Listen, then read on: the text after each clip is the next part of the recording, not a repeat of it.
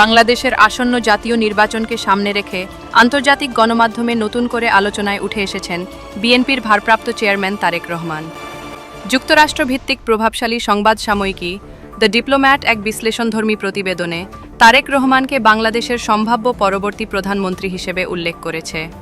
An interview with Tarique Rahman, likely next prime minister শিরোনামের ওই প্রতিবেদনে বলা হয়েছে, রাজনৈতিক বাস্তবতা ও বর্তমান পরিস্থিতি বিবেচনায় বিএনপি যদি আগামী জাতীয় নির্বাচনে অংশগ্রহণ করে এবং জয়ী হয়, তাহলে তারেক রহমানই হতে পারেন দেশের পরবর্তী সরকার প্রধান।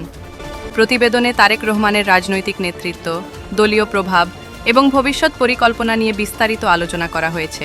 একই সঙ্গে গণতন্ত্র, অবাধ নির্বাচন এবং আন্তর্জাতিক সম্প্রদায়ের সঙ্গে বাংলাদেশের সম্পর্ক নিয়েও তার বক্তব্য তুলে ধরা হয়েছে। দ্য ডিপ্লোম্যাটের মতে, বাংলাদেশের বর্তমান রাজনৈতিক প্রেক্ষাপটে আসন্ন নির্বাচন একটি গুরুত্বপূর্ণ টার্নিং পয়েন্ট হতে যাচ্ছে, আর সেই প্রেক্ষাপটেই তারেক রহমানকে ঘিরে আন্তর্জাতিক মহলের আগ্রহ ক্রমেই বাড়ছে। প্রতিবেদন প্রকাশের পর দেশের রাজনৈতিক অঙ্গনে শুরু হয়েছে নতুন আলোচনা ও বিতর্ক। বিশ্লেষকদের মতে, সবকিছুই নির্ভর করবে নির্বাচনের পরিবেশ, অংশগ্রহণ এবং জনগণের রায়ের ওপর।